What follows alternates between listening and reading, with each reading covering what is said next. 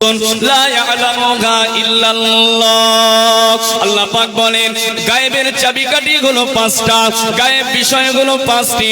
আল্লাহ নবী বলেন এই পাঁচটা বিষয় কেউ জানে না, কেউ বলতে পারবে না। মাফাতিহুল গায়বি খামসুন লা ইয়ালামুহা ইল্লাল্লাহ। ওই পাঁচটা বিষয়ের জ্ঞান কারো নাই, ওই পাঁচটা বিষয়ের জ্ঞান একমাত্র আল্লাহ রাব্বুল আলামিনের কাছে আছে। জনে বলুন সুবহানাল্লাহ। এক নাম্বার রাসূলুল্লাহ ঠিক সাজিয়ে দিয়েছে আল্লাহ নবী সহিহুল বুখারীতে ঠিক এই পাঁচটা বিষয়ের হাদিস উল্লেখ করতে গিয়ে রাসূলুল্লাহ জানিয়ে দেন লা ইয়ালামু মা তাগীদু ফিল আরহামি ইল্লাল্লাহ।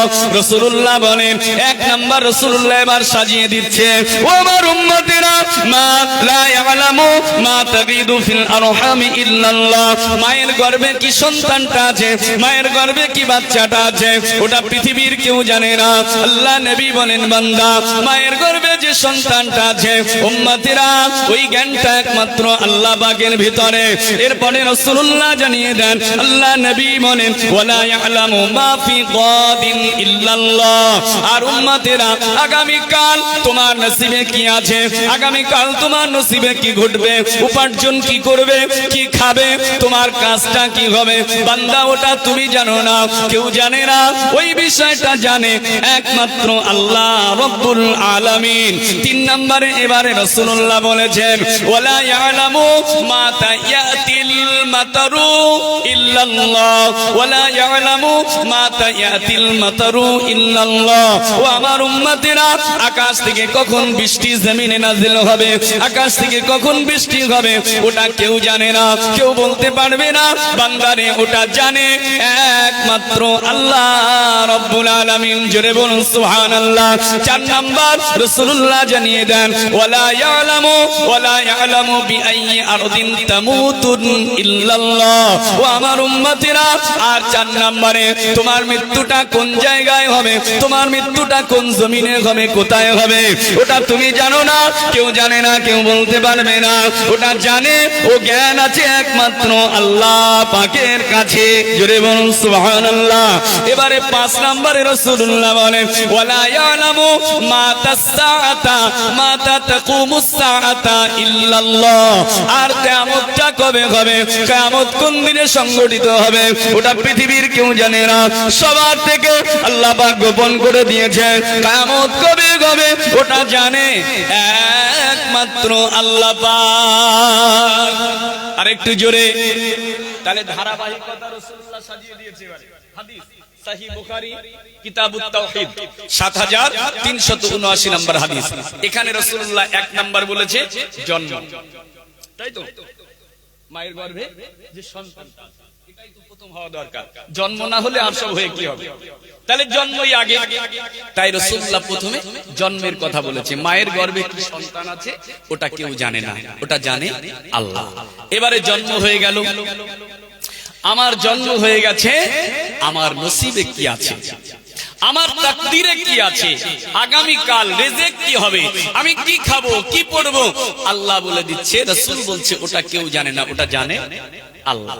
তিন নম্বরে রাসূলুল্লাহ এবারে বলেছে মা তায়াতিল মাতার, বৃষ্টি কখন আসবে, কখন পানি হবে ওটা কেউ জানে না, জানে আল্লাহ।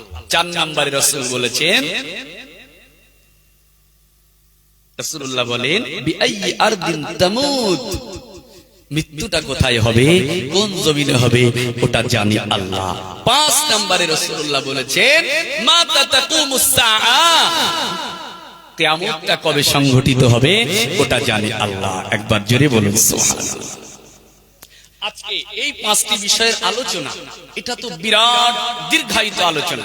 খোদার শুকরিয়া, আল্লাহর রহমত, আল্লাহর ফজল, কোরআনুল মাজিদের একটি আয়াত নিয়ে সব মাহফিলে আলোচনা করি, কিন্তু একটি আয়াতের আলোচনা আমি কখনো 2 ঘন্টায় শেষ করতে পারি না। এই পাঁচটি বিষয়ের যদি ছোট্ট ছোট্ট করে আলোচনা করি অনেক দীর্ঘায়িত আলোচনা হয়ে যাবে। তাই আজকের মুমিনের জন্য, ঈমানদারের জন্য সবচেয়ে মোস্ট ইম্পর্টেন্ট বিষয় যেটি, চিন্তা করে প্রথম যে তিনটি বিষয় রাসূলুল্লাহ উল্লেখ করেছে, জন্ম, রিজিক আর বৃষ্টি, এই তিনটি বিষয়ের সম্পর্ক দুনিয়ার সাথে না? তিনটি। আচ্ছা, আপনাদের কি আজ ভালো লাগছে না? অসুবিধা হচ্ছে? ব্যাপার হচ্ছে কি জানেন, সমস্যা তো এই জায়গায় এটাই হয়। একটু সুরতাল দিয়ে একটা দুটো ঘটনা বলতে পারলে মাশাআল্লাহ ঠিক আছে, কিন্তু দুটো কোরআন হাদিসের কথা শুনতে খুবই কষ্ট হয়। কিন্তু কষ্ট করলে লাভ হবে, কষ্ট করলে লাভ হবে, উপকার হবে। শুধু কান আরাম পেয়ে মজা লেগে কিছুই হবে না। সওয়াব দক্ষিণ মৌখালী বাৎসরিক রিসালে সওয়াব, নারে তাকবীর। সম্মানীয় ভাইরা, তাহলে রাসূলুল্লাহ প্রথম যে তিনটি বিষয় উল্লেখ করেছে, এই তিনটি বিষয়ের সম্পর্কই দুনিয়ার সাথে। জন্ম, রিজিক, বৃষ্টি, তিনটির সম্পর্ক দুনিয়ার সাথে। এবারে লাস্ট যে দুটি বিষয় রাসূলুল্লাহ উল্লেখ করেছেন, মৃত্যু আর কিয়ামত, এই দুটো বিষয়ের সম্পর্ক। যদি আখিরাত কেন্দ্রিক হয় তাহলে আমাদের হয়তো একটু মনটা নরম হতে পারে, গলতে পারে। তারপরেও প্রথম বিষয় আমি একটু সংক্ষেপে বলে দেই। আল্লাহ পাক বলেছেন, মায়ের গর্ভে যে সন্তান আছে কেউ জানে না। কিন্তু এখন তো আধুনিক বিজ্ঞানে এসে এক পর্যায়ে গিয়ে মায়ের গর্ভে যে সন্তানটা আছে তার ধারণা দিয়ে দিতে পারছে। তাহলে কোরআনের এই আয়াতটা কি ভুল বলে মনে হচ্ছে? দুটি ব্যাখ্যা দিয়েছেন। এক, মায়ের গর্ভে কি সন্তান আছে, ওই সন্তানটাই যে কি ছেলে না মেয়ে এমনটাই যে শেষ কথা নয়, বরং ওই সন্তানের জন্ম, গর্ভধারণ থেকে শুরু করে আর তার মৃত্যু পর্যন্ত যা কিছু ঘটবে পুরোটাই এই আয়াতের মধ্যে উল্লেখ করা হয়েছে। যে মায়ের গর্ভে ওই সন্তানের জন্য কি নির্ধারণ আছে এটা আল্লাহ ছাড়া আর কেউ জানে না। এটা এক নাম্বার ব্যাখ্যা। দ্বিতীয়ত হচ্ছে, মায়ের গর্ভে যে সন্তানটা আছে 3 4 12 120 দিন, 120 দিন পর্যন্ত মায়ের গর্ভে যে সন্তানটা আছে শুরু থেকে 120 দিনের ভিতরে কোনো বৈজ্ঞানিকের বলার ক্ষমতা নাই যে ওই সন্তান কবে বলতে পারবে, কবে বলতে পারবে সেটা যখন সন্তানটা পরিপক্কতা লাভ করবে, যখন মায়ের গর্ভে সন্তান সম্পূর্ণ আকৃতি, গঠন, আকৃতি যা ঠিক হয়ে যাবে।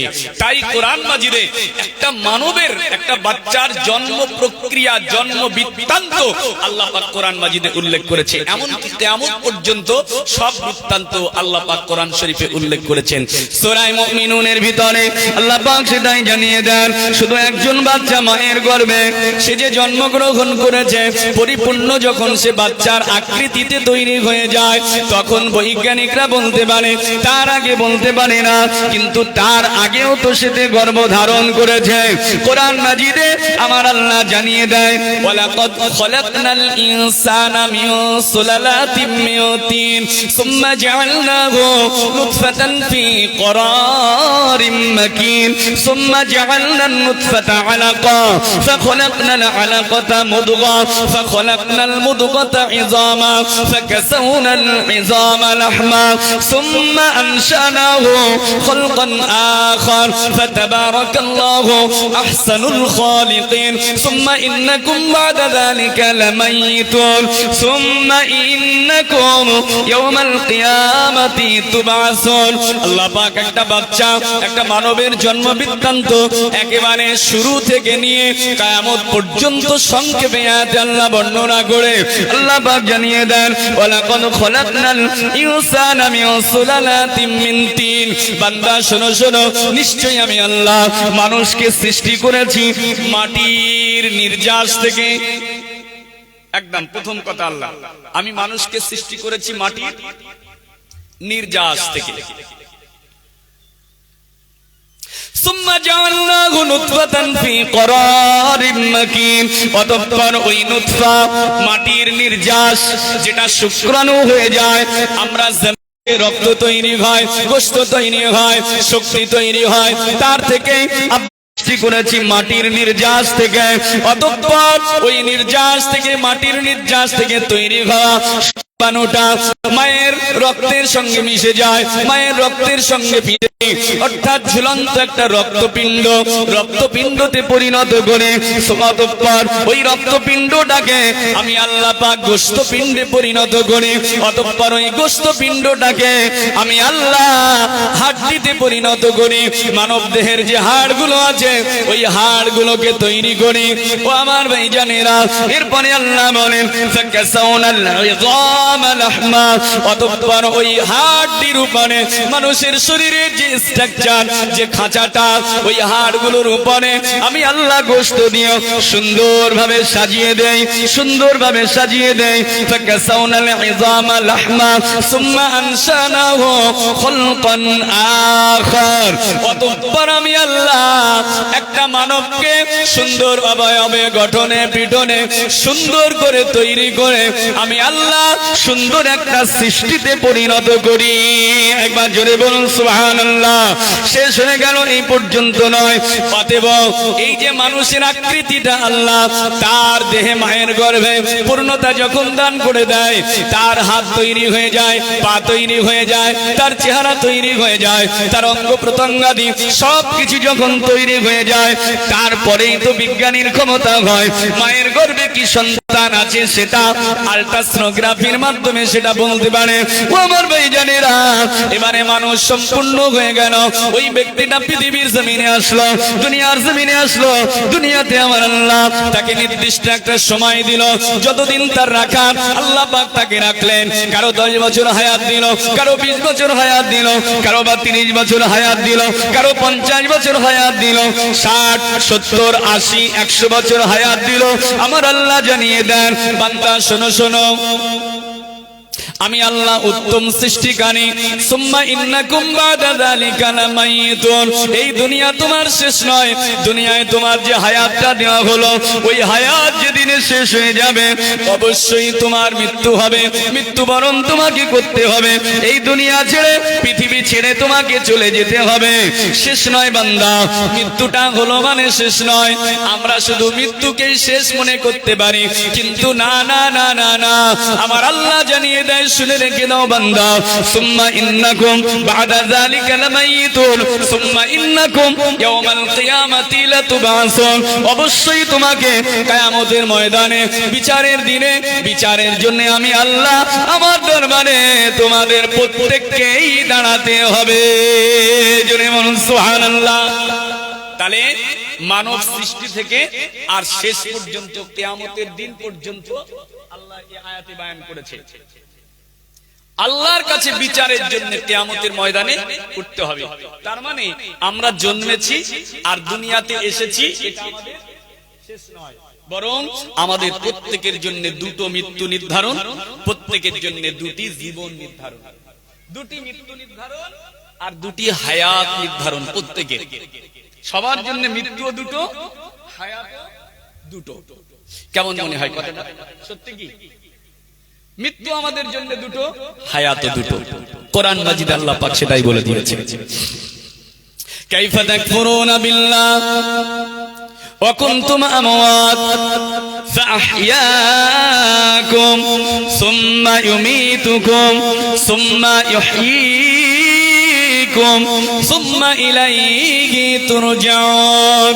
আল্লাহ পাক জানিয়ে দেন, বান্দা শুনে রেখে দাও, কিভাবে তোমরা আল্লাহকে অস্বীকার করো, আল্লাহর সঙ্গে কিভাবে তোমরা কুফরি করো। তোমরা ছিলে মৃত, তোমরা ছিলে মৃত। আল্লাহ স্মরণ করে দিচ্ছে কিভাবে আল্লাহকে অস্বীকার করো। কুনতুম আমওয়াত, তোমরা মৃত ছিলে, প্রত্যেকেই মৃত ছিলে।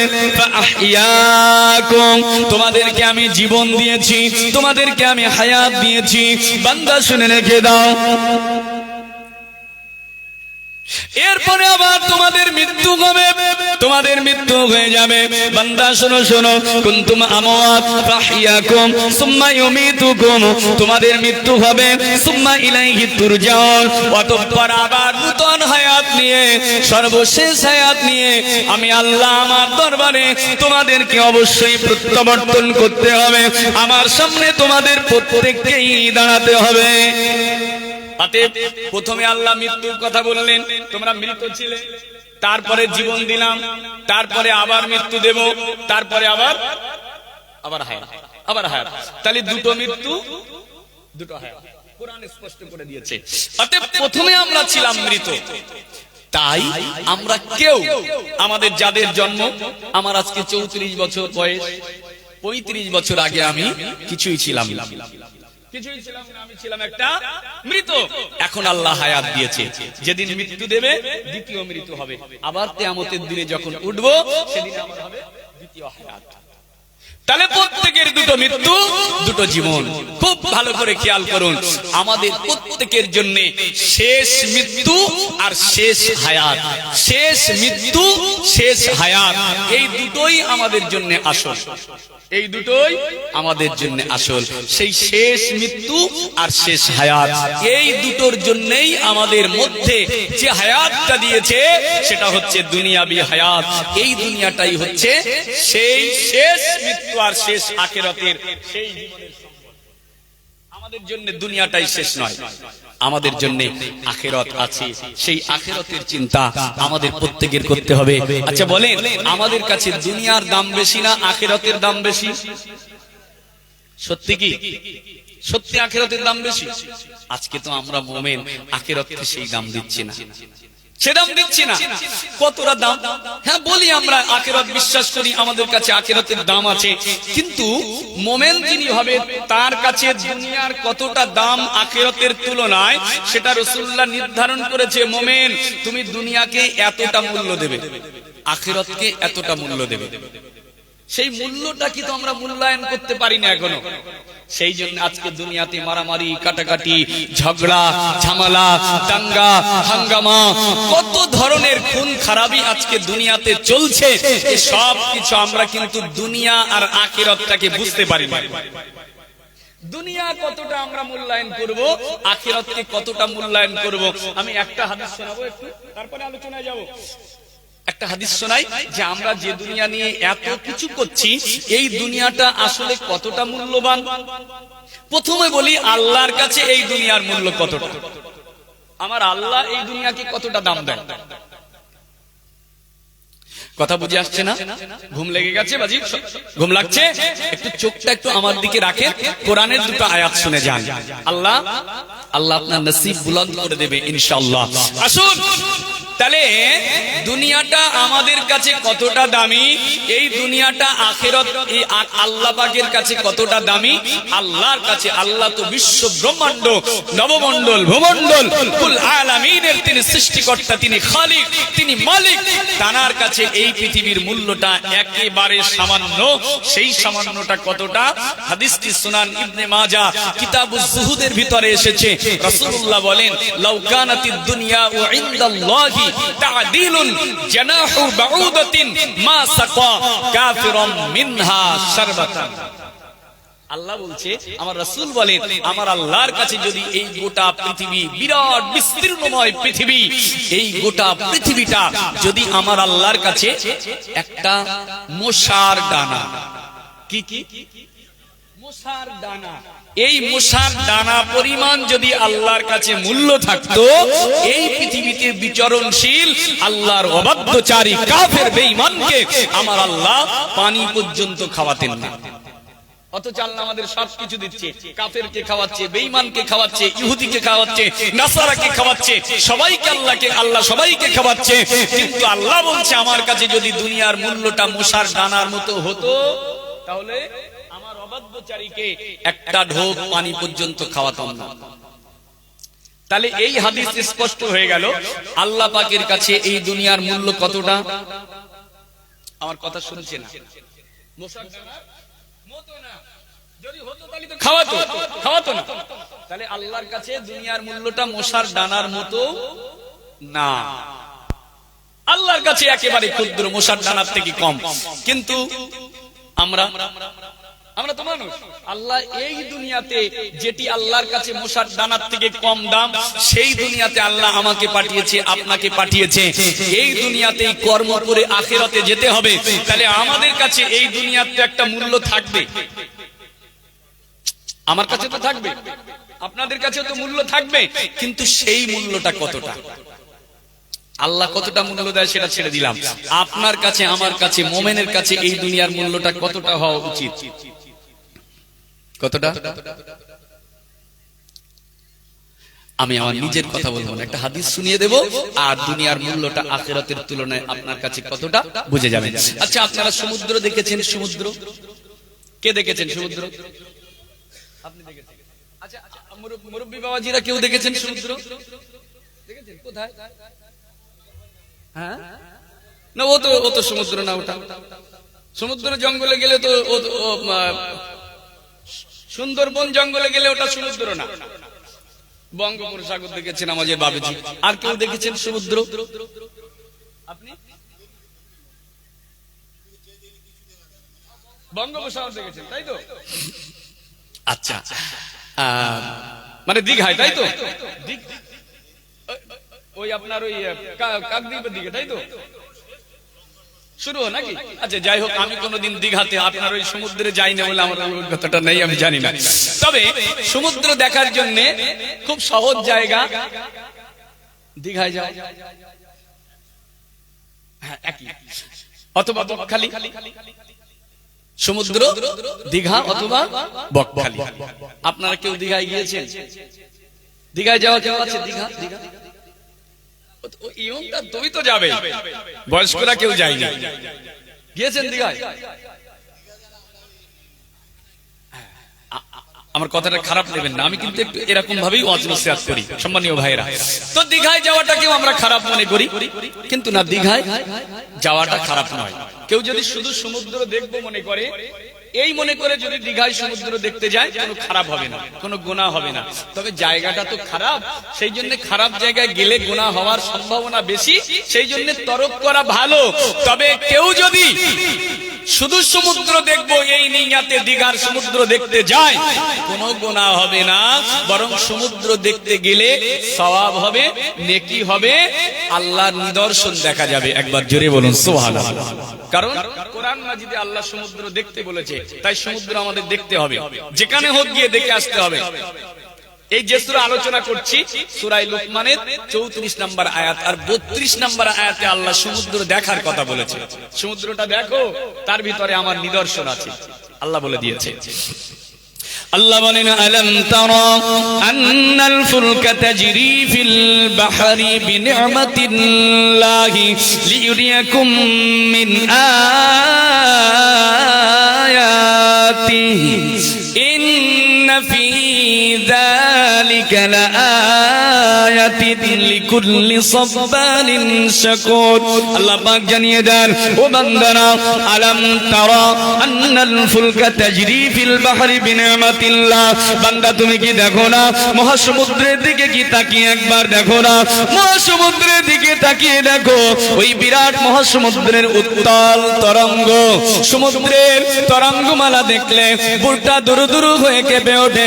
সমুদ্রের বিশাল ঢেউটা দেখলে বুকটা কেঁপে ওঠে। আল্লাহ পাক বলে, বান্দা তুমি কি ওই মহাসমুদ্রের দিকে একবার তাকিয়ে দেখো না? মহাসমুদ্রের দিকে একবার তাকিয়ে দেখো, ওই বিরাট মহাসমুদ্রের উত্তাল তরঙ্গমালার ভিতরে জাহাজ চলে, বড় বড় জাহাজগুলো চলে, বড় বড় জাহাজগুলো চলে। কিভাবে চলে? বিরাট পানির মধ্যে, বিরাট সাগরের উপরে, সমুদ্রের মধ্যে বড় বড় জাহাজগুলো কিভাবে চলে? না না না, তাদের চলার কোনো ক্ষমতা নয়, তারা একা একা চলতে পারে না, তাদের চলার ক্ষমতা নাই। আমি আল্লাহ জানিয়ে দিলাম, তারা চলে আমি আল্লাহ আমার অনুগ্রহে, তারা চলে আমি আল্লাহ আমার দয়াতে। জোরে বলুন সুবহানাল্লাহ। সমুদ্রে চলে আল্লাহর অনুগ্রহে নৌকা চলে। কেন? আল্লাহ আবার পরিষ্কার ভাবে বলে দেয়, এই জন্য সমুদ্রে আমি নৌকা চালাই, লিইউরিয়াকুম মিন আয়াতিহি, এই জন্য সমুদ্রে নৌকা চলতে পারে। সমুদ্রে নৌকা চালিয়ে, জাহাজ চালিয়ে আমি আল্লাহ সমুদ্রের ভিতরে আমার নিদর্শন আছে, আমি আল্লাহ তোমাদেরকে আমার নিদর্শনাবলীগুলোকে দেখাতে চাই। একবার জোরে বলুন সুবহানাল্লাহ। ও আমার ভাইজানেরা, অতএব সমুদ্রের ভিতরে আল্লাহ নিদর্শন আছে, আল্লাহ নিদর্শন আছে। তবে ওই নিদর্শনগুলো কারা পাবে? তারাই পাবে। আল্লাহ জানিয়ে দেন, লিউরিয়াকুম নুরিকুম মিন আয়াতিহি ইন্না ফি যালিকা লাআয়াতিল লিকুল্লি সাব্বারিন শাকুর। ওই নিদর্শনগুলি তাদের জন্য, তারা এই সমুদ্রে আল্লাহর নিদর্শনাবলীগুলো খুঁজে পাবে যারা চরম ধৈর্য ধারণকারী আর চরম কৃতজ্ঞতা আদায়কারী, যারা আল্লাহর কৃতজ্ঞতা আদায় করে, আল্লাহর শুকরিয়া আদায় করে। এই শুকরিয়া আদায়কারী কৃতজ্ঞ ব্যক্তিগুলো সমুদ্রে গিয়েও আমি আল্লাহ আমার নিদর্শনগুলো দেখতে পাই। একবার জোরে বলুন, আরেকটু জোরে বলুন। তাহলে শুকরিয়া আদায়কারী ব্যক্তিরা যারা নেককার, নামাজি, মুসল্লি, ধার্মিক, পরহেজগার, ঈমানদার, এই ব্যক্তিরা যখন সমুদ্রের সামনে গিয়ে দাঁড়ায়, সমুদ্রের বিরাট উত্তাল তরঙ্গ দেখে তার আল্লাহর কথা স্মরণ হয়ে যায়। একবার জোরে বলুন সুবহানাল্লাহ। অতএব সমুদ্র দেখা খারাপ নয়, বরং হৃদয় দিয়ে যদি দেখা হয় আল্লাহর নিদর্শন খুঁজে পাওয়া যায় সমুদ্রে গিয়ে। সেই সমুদ্র যারা দেখেছেন তাদের কথা আমি বলছি, যারা দেখেছেন তাদের কথা বলছি। যারা দেখেছে তারা জানে যে সমুদ্রটা কি, তার কোনো কুল নাই, তার কোনো কিনারা নাই, তার কোনো শেষ নাই, তার বিরাট পানির কোনো কিনারা নাই। সেই পানি যদি আমরা কেউ, খুব ভালো করে বুঝুন, দুনিয়ার সঙ্গে আমি আখিরাতের তুলনা দিচ্ছি যে দুনিয়াটা আখিরাতের তুলনায় কতটা, দুনিয়ার মূল্যটা আখিরাতের তুলনায় মুমিনের কাছে কতটা হওয়া উচিত। ওই বিরাট বিরাট মহাসমুদ্র, ওই বিশাল মহাসমুদ্রে গিয়ে আমরা গিয়ে আমাদের আঙুলটা বুড়িয়ে দেব। এবার এটা কোনো পড়ি না হাদিসে, কিন্তু বোঝার জন্য আগে বলছি। বিরাট মহাসমুদ্রে গিয়ে আমরা আমাদের হাতের আঙুলগুলো সমুদ্রে ঢুকিয়ে দেব। আচ্ছা বলেন, ওই সমুদ্র থেকে এবারে হাতটা বার করব, আঙুলটা বার করব। আঙুল বার করলে মহাসমুদ্রের ভিতর থেকে আমাদের আঙুলের মাথায় কফটা পানি আসবে? কফটা? আপনি ঠিক বলেছেন, 5টা আঙুলে 10 ফোঁটা। কিন্তু রাসূলুল্লাহ এখানে আসাবি বলেনি, ইসবা বলেছেন, মানে একটা আঙুল। একটা আঙুল যদি ঢুকিয়ে দেই তাহলে পানি উঠবে কতটা? 1 ফোঁটা, 2 ফোঁটা, 5 ফোঁটা, 10 ফোঁটা। আচ্ছা, এই যে পানিটা সমুদ্রের মধ্য থেকে আপনার আঙুলের মাথায় উঠে আসলো, এই আঙুলের পানির মূল্যটা সমুদ্রের কাছে কতটা? সমুদ্রের পানিটা উঠে আসার কারণে ওই মহাসমুদ্রে যদি 1000 নয় 1 কোটি যদি পাম্প লাগিয়ে দেওয়া হয়, পানি অনার্গল উঠবে। সমুদ্রের পানির কোনো ঘাটতি হবে? কোনো ক্ষতি হবে না। আমি 1 লক্ষ 1 কোটি পাম্পের কথা বলি না, শুধু আপনার আঙুলের মাথা ঢুকিয়ে দেবেন আর আঙুলটা বার করবেন, আঙুলের মাথায় কতটা পানি? 1 ফোঁটা, 2 ফোঁটা, 5 ফোঁটা, 10 ফোঁটা, যাই বলেন। এই যে পানিটা উঠে এসেছে, এই পানিটার মূল্য সমুদ্রের কাছে কতটা? কিচ্ছু নাই, কোনো মূল্য নেই। মুসলমানের ছেলেরা, সুনান ইবনে মাজাহ কিতাবুজ জুহুদের ভিতরে হাদিস এসেছে, আল্লাহ নবী তাই জানিয়ে দেন, হে আমার উম্মতেরা শোনো শোনো, ও আমার উম্মতিরা, মা মাসালু দুনিয়া ফিল আখিরা, মা মাসালু দুনিয়া ফিল আখিরা ইল্লা মাসালু মা ইয়াজআলু ইসবাহু ফিল ইয়াম্মি ফালিয়ানজুর বিমা ইয়ারজিউ। রাসূলুল্লাহ জানিয়ে দেন, হে আমার উম্মতেরা, না না না, মুমিনের কাছে আখিরাতের সঙ্গে দুনিয়ার কোনো কম্পেয়ার করা যায় না। মুমিনের সাথে আখিরাতের তুলনায় দুনিয়ার কোনো তুলনাই হয় না, কোনো মিসালই দেওয়া যায় না। ইল্লা, তবে এতটা উদাহরণ দেওয়া যায়, এতটাই মিসাল দেওয়া যায়, ইল্লা মা মাসালু মা ইয়াজালু ইসবাহু ফিল ইয়াম্মি। যাও যাও, তোমাদের মধ্যে যদি কেউ গিয়ে ওই বিরাট মহাসমুদ্রের ভিতরে তার আঙুলটাকে বুড়িয়ে দেয়, মহাসমুদ্রের মাঝে তার আঙুলের মাথাটা ঢুকিয়ে দেবে। এবারে সে আঙুলটা বার করে দেখো, আঙুলটা বার করে দেখো, এবারে আঙুলটা বার করে দেখো, ইল্লা মাসালু মা ইয়াজালু ইসবাহু ফিল ইয়াম্মি ফালিয়ানজুর বিমা ইয়ারজিউ। আঙুলটা বার করে দেখো, তার আঙুলের মাথায় কতটা পানি এসেছে, তার আঙুলের মাথায় কতটা পানি এসেছে। আল্লাহ নবী এটাই উদাহরণ দিলেন, ওই মহাসমুদ্র থেকে আঙুলের মাথায় যে কয় ফোঁটা পানি এসেছে, 1 ফোঁটা, 2 ফোঁটা, 5 ফোঁটা, 10 ফোঁটা, যে পানিটা বার হয়ে এসেছে, এই পানিটার যেমন সমুদ্রের কাছে কোনো মূল্য নাই, সমুদ্রের কাছে কোনো দাম নাই, আমি রাসূলুল্লাহ জানিয়ে দিলাম, অনুরূপ ভাবে একজন মুমিনের কাছে, একজন ঈমানদারের কাছে আখিরাতের তুলনায় এই দুনিয়ারও কোনো মূল্য নাই। জুড়ে বলুন সুবহানাল্লাহ। কথা বুঝে আসলো না আমার? তাহলে মোমেন যিনি হবে ইমানদার, ইমানদার মোমেনের কাছে আখিরাতের তুলনায় এই দুনিয়া একেবারে নগণ্য, একেবারে নগণ্য, একেবারে নগণ্য, কোনো দাম নাই, কোনো মূল্য নাই, একেবারে মূল্যহীন। অথচ এই দুনিয়ার জন্য, এই দুনিয়ার জন্য, এই পৃথিবীর জন্য আজকে কি হচ্ছে একবার চিন্তা করেন না? কি করছি আমরা চিন্তা করেন? এই দুনিয়ার জন্য ভাই ভাই ঝগড়া, এই দুনিয়ার জন্য বাপ বেটায় ঝগড়া, এই দুনিয়ার জন্য চাচা ভাই ভাই ঝগড়া, এই দুনিয়ার জন্য মামা ভাগনায় ঝগড়া, এই ভাই দুনিয়ার জন্য খালা বোনপোতে ঝগড়া। এটাই দুনিয়া না। আমরা দুনিয়ার জন্য এমন কাজ করব না যেন আখিরাতে গিয়ে তার ফল আমাদের গুনতে হয়। দুনিয়ার জন্য এমন কাজ করব না যার জন্য যেন আখিরাত আমাদের খারাপ হয়ে যায়, আখিরাতটা আমাদের জাহান্নামই হয়ে যেতে হয়। এ দুনিয়া যতই ছুটবেন, যতই ছুটবেন, দুনিয়ার জন্য আকুড় পাকুড় করবেন, কিছুই পাবেন না। তাকদীরে যা লেখা থাকবে তাই পাবেন, তাই পাবেন। তাই রাসূলুল্লাহ নিষেধ করেছে, না দুনিয়া দুনিয়া করো না। সুনান ইবনে মাজাতে এসেছে, সুনান তিরমিজি কিতাবুজ যুহুদের ভিতরে এসেছে, রাসূলুল্লাহ জানিয়ে দেন, আল্লাহ নবী বলেন, ও আমার উম্মতেরা, মান কানাতিদ দুনিয়া হাম্মাহু ফাররাকাল্লাহু আমরাহু ওয়া জাআলা ফাকরাহু বাইনা আইনাইহি ওয়া লাম ইয়াতিহি মিনাদ দুনিয়া ইল্লা মা কুতিবা লাহু ওয়া মান কানাতিল আখিরাতু নিয়াতুহু জামাআল্লাহু আমরাহু ওয়া জাআলা গিনাহু ফি কলবিহি ওয়া আতাতিদ দুনিয়া ওয়া হিয়া রাগিমাতুন। রাসূলুল্লাহ জানিয়ে দেন, ও আমার উম্মতেরা, না না না, দুনিয়ার জন্য, শুধু এই দুনিয়ার জন্য, যারা দুনিয়ার জন্য মান কানাতিদ দুনিয়া ও হাম্মাহু, এই পৃথিবীতে চলা, এই পৃথিবীতে ওঠা, এই পৃথিবীতে সম্পদ অর্জন করা, এই পৃথিবীতে ব্যবসা বাণিজ্য করা, যা কিছু করবে সব কিছু শুধু যদি দুনিয়ার জন্য হয়, শুধু দুনিয়াকে পাওয়ার জন্য যে ব্যক্তি করবে, রাসূলুল্লাহ জানিয়ে দিয়েছেন, মান কানাতিদ দুনিয়া ও হাম্মাহু ফাররাকাল্লাহু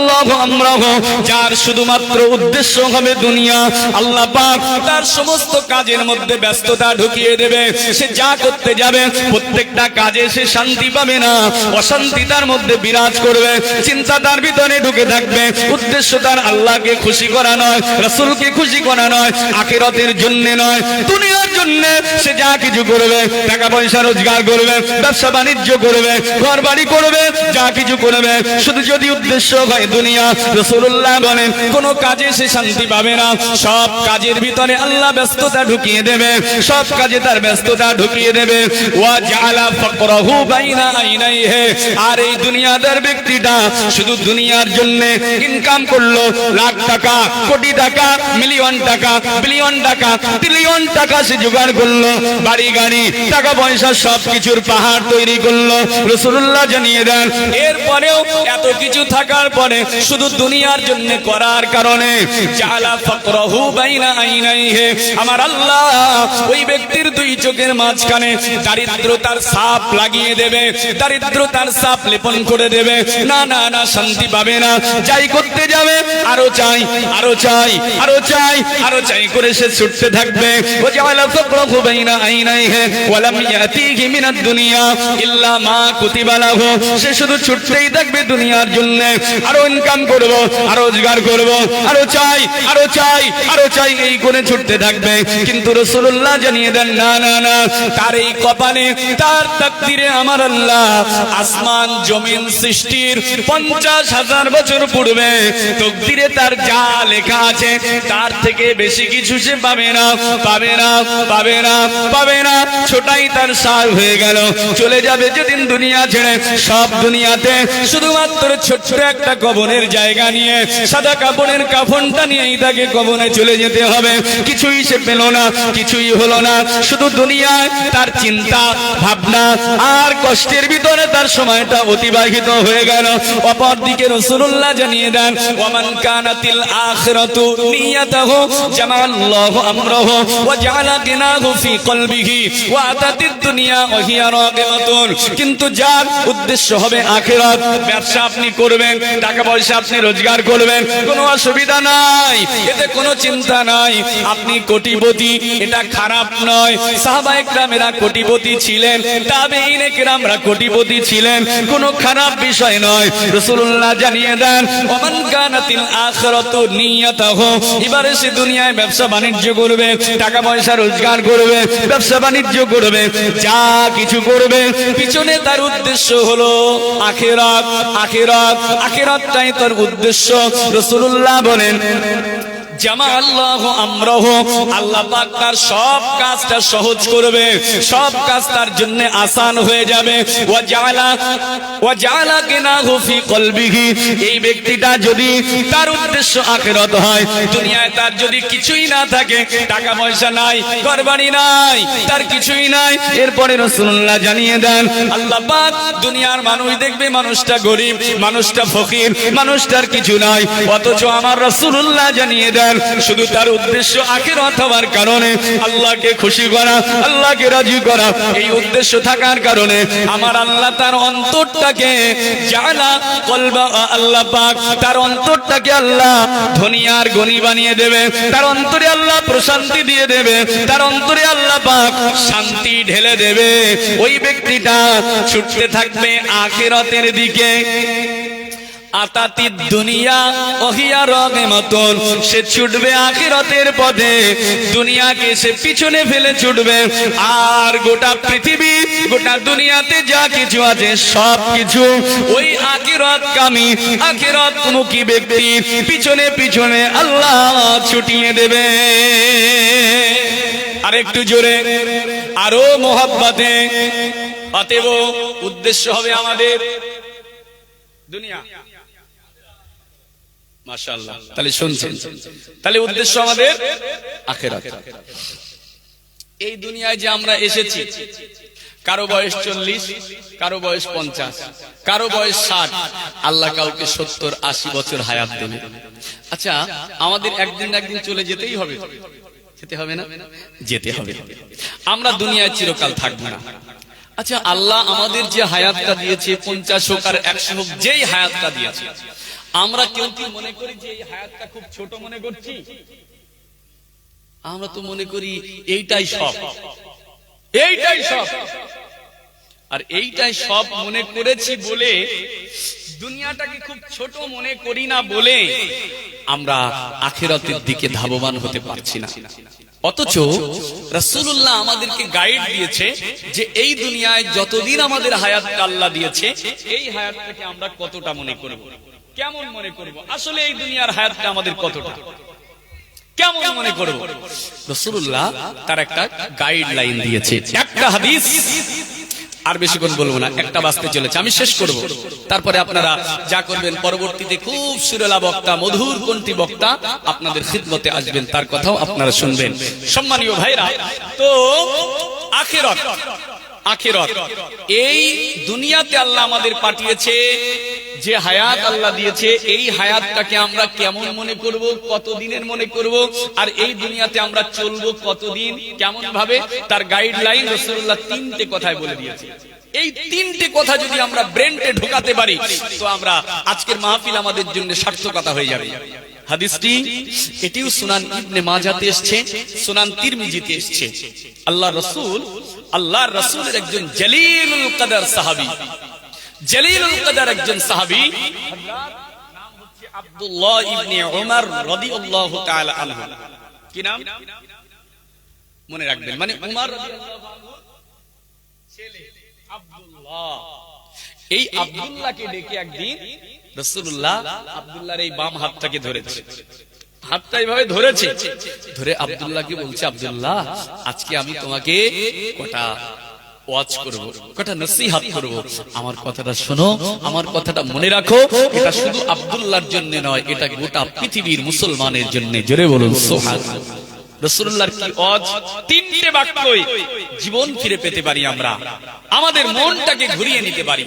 রাসূলুল্লাহ কি দর্শনমূলক কথা ছোট্ট বাক্যের ভিতরে। আল্লাহ রাসূল আব্দুল্লাহ বিন উমর রাদিয়াল্লাহু তাআলা আনহুকে ডাকলেন, ইয়া আব্দুল্লাহ কুন ফিদ দুনিয়া কান্নাকা গরীবুন, এক নাম্বার,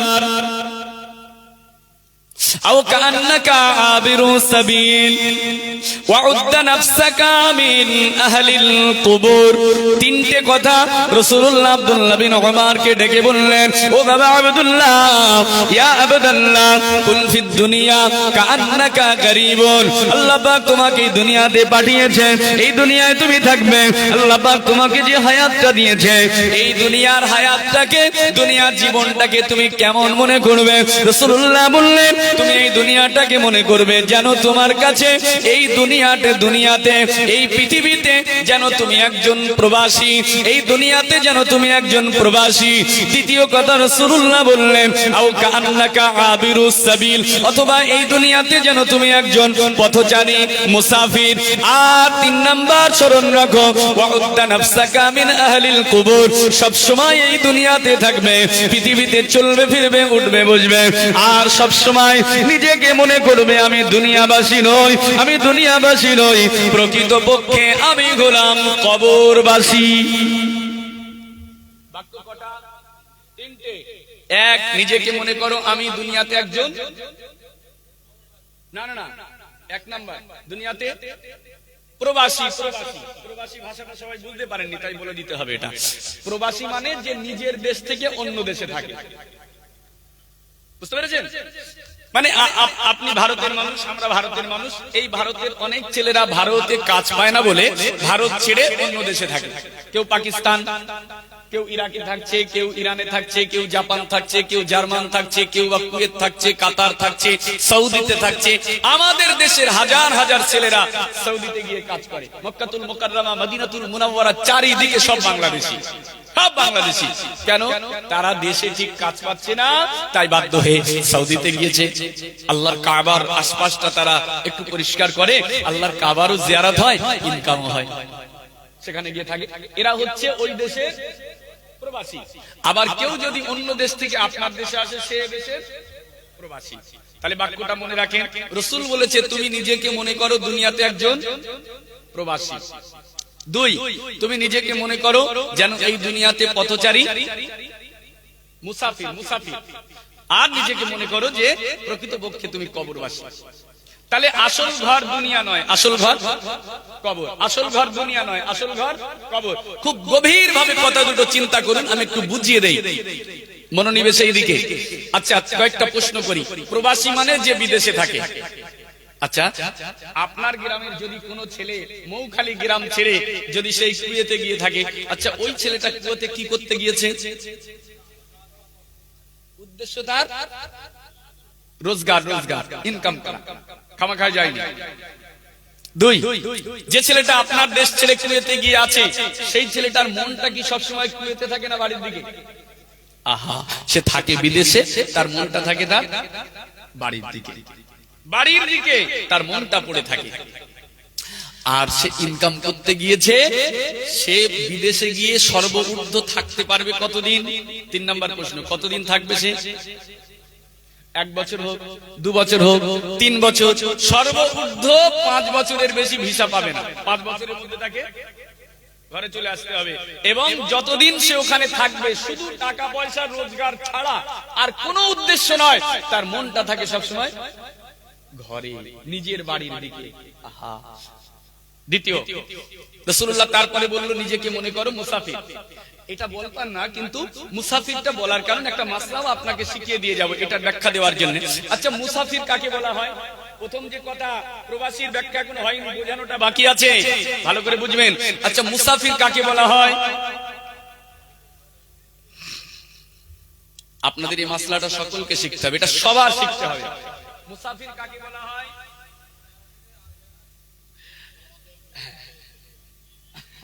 হ্যাঁ, উদাহরণ একটা দিলেন, কিন্তু আসল কাকে মুসাফির বলা হবে? মুসাফির বলা হবে যে নিজের বাসস্থান থেকে 48 মাইল অর্থাৎ 77 পয়েন্ট কত হবে, মোটামুটি 78 কিলোমিটার ধরে রাখেন।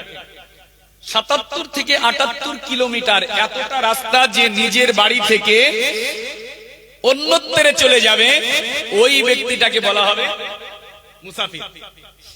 এবার দ্বিতীয় প্রশ্ন, যে ব্যক্তি মুসাফির, আমি চলে গেলাম বাড়ি থেকে 48 মাইল দূরে, এখন মুসাফির, এখন সেখানে যদি আমি অবস্থান করি ওই জায়গায়, কতদিন আমি মুসাফির থাকবো?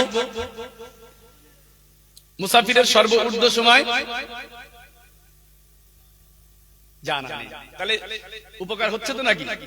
হ্যাঁ, তাহলে মুসাফির বলা হয় আপনার বাড়ি থেকে যখন আপনি 48 মাইল দূরে চলে যাবেন তখন মুসাফির। আর আপনি যদি ওখানে গিয়ে অবস্থান করেন তাহলে মুসাফিরের আপনার সর্বোচ্চ সময় সীমা হচ্ছে 15 দিন। কতদিন? 15 দিন। মানে মুসাফির যিনি হয়ে গেল তার কিন্তু নামাজের সিস্টেম চেঞ্জ হয়ে যায়। নামাজের সিস্টেম কেমন? আপনি জোহরের নামাজ পড়েন করাকাত, করাকাত পড়েন, জোহরের ফরজ নামাজ করাকাত পড়েন 4 রাকাত, কিন্তু আপনি এখন মুসাফির, করাকাত পড়বেন, করাকাত বাজি ঘুমোচ্ছে, একটু জাগিয়ে দেন,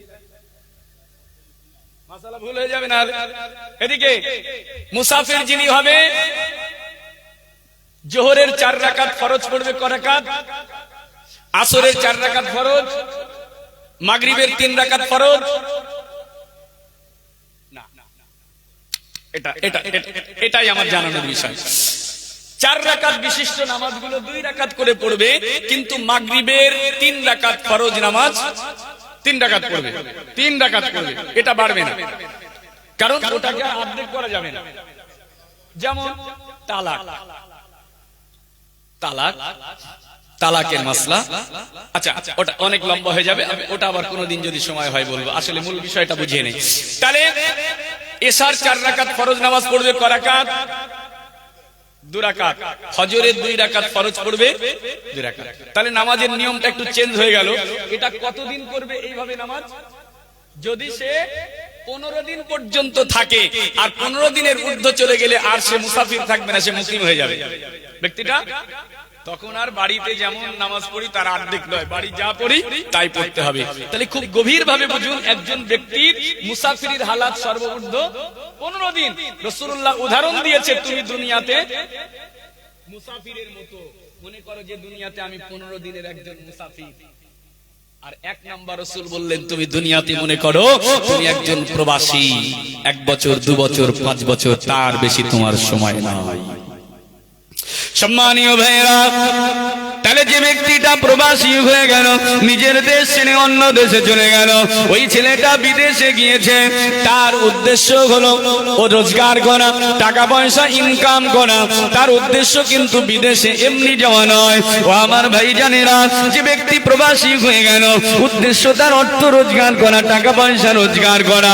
ওই ছেলেটা টাকা পয়সা রোজগার করে, বাড়িতে তার বিবি আছে, বাড়িতে তার বাচ্চা আছে, বাড়িতে তার মা আছে, আব্বা আছে, যাতে তাদের মুখে সুন্দরভাবে আহারটা তুলে দিতে পারে, তাদের মনে যাতে শান্তি দিতে পারে, সেই জন্য ছেলেটা কষ্ট করে বিদেশে পড়ে আছে।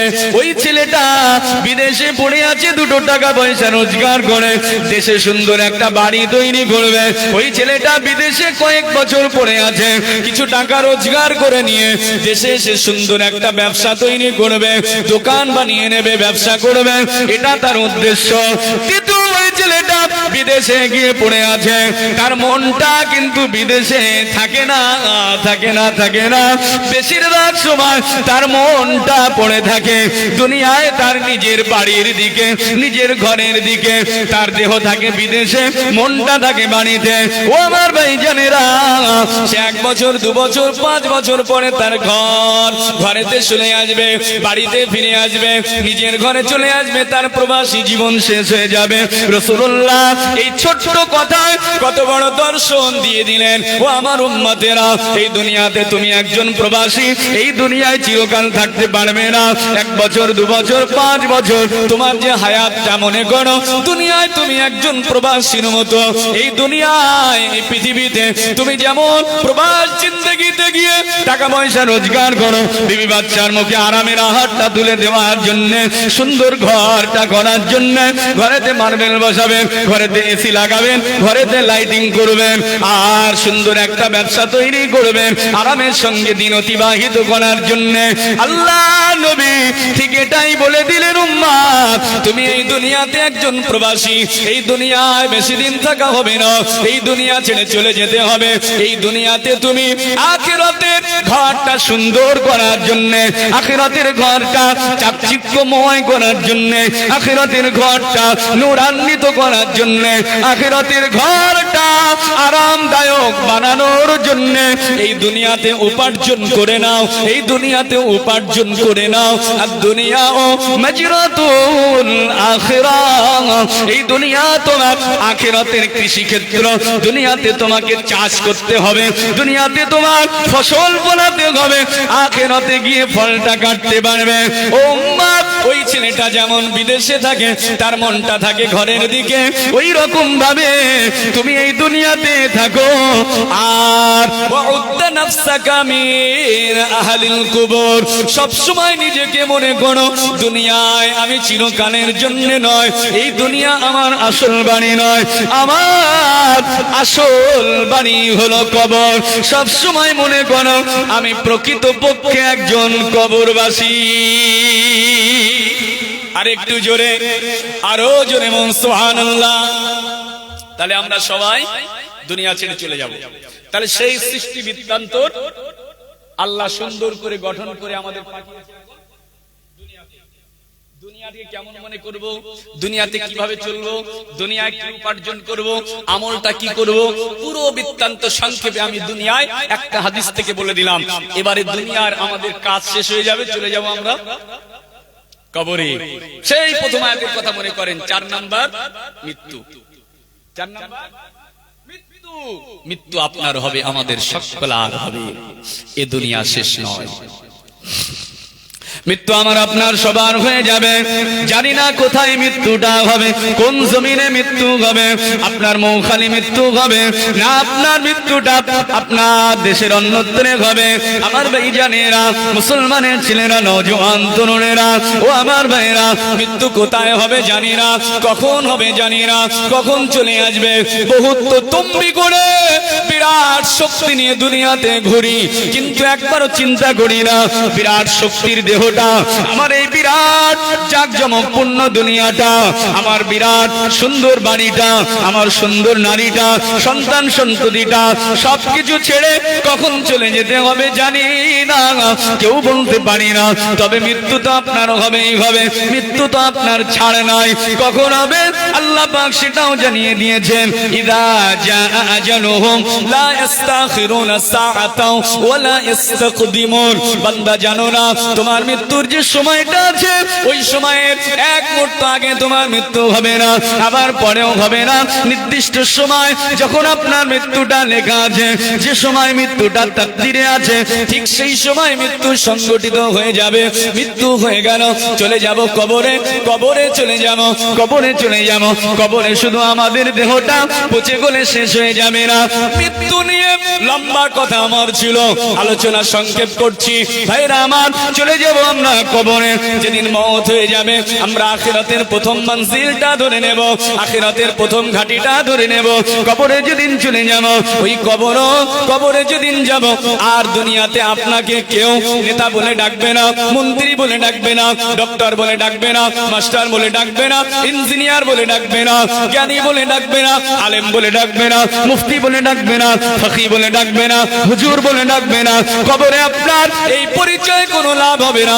দুনিয়ায় আপনি যাই হোক না কেন, কবরের এই পরিচয়ের কোনো লাভ নাই, কোনো দাম নাই, কোনো মর্যাদা নাই।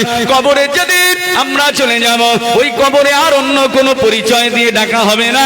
ওই কবরে আমার আপনার জন্য পরিচয় থাকবে দুটো। কবরের পরিচয় দুটোর বেশি পরিচয় আর নেই। কবরের দুটোই পরিচয়, তবে দুটো পাবেন না। দুটো পরিচয় থাকবে, তবে দুটো পাওয়া যাবে না, পাবো একটা। দুই অপশনের যে কোনো একটা পরিচয় বহন করব আমরা। কি কবরের পরিচয় দুটো? ওটা তো আলাদা, তা তো মৃত্যুর পরে যা হবে ও তো লম্বা আলোচনা, ওটা আমি করছি না। ওটা করলে তাহলে আমি লাস্ট বিষয়টা একটু ধারণা দিয়ে পারি। তাহলে কবরের পরিচয় থাকবে দুটো, ইন্নাল কবরা রাউদাতুম মির রিয়াদিল জান্নাহ আও হুফরাতুম মিন হুফারিন নার। রাসূলুল্লাহ জানিয়ে দেন, আল্লাহর রাসূল বলেন কবরের পরিচয় দুটো, ইন্নাল কবরা রাউদাতুম মির রিয়াদিল জান্নাহ। কবর যদি কারো জন্য হয়, কবর হবে জান্নাতের একটি বাগান। কবর যদি কারো জন্য হয়, কবর হবে জান্নাতের একটি বাগান, কবর হবে জান্নাতের টুকরা। আর যদি কারো জন্য কবর জান্নাতের টুকরা না হয়, কবর যদি কারো জন্য বেহেশতের বাগান না হয়, তাহলে ওই কবরটা তার জন্য হবে আও হুফরাতুম মিন হুফারিন নার, তার জন্য ওই কবরটা হবে জাহান্নামের একটা গর্ত, জাহান্নামের গাড্ডা। এই দুটোর মধ্যে যে কোনো একটা। আমরা কে কে চাই কবর হোক জাহান্নামের গাড্ডা? কে চাই? সবাই চাই কবর যেন হয় জান্নাতের টুকরা। এটা মানি এবং এটা বিশ্বাস করি এবং এটা চাই যে কবর যেন আমাদের জন্য হয় জান্নাতের টুকরা। তাহলে জান্নাতের টুকরা বানাতে গেলে এই ওয়াজ শুনছি, এখান থেকে গিয়ে পেশাব ফিরবো আর দাঁড়িয়ে পেশাব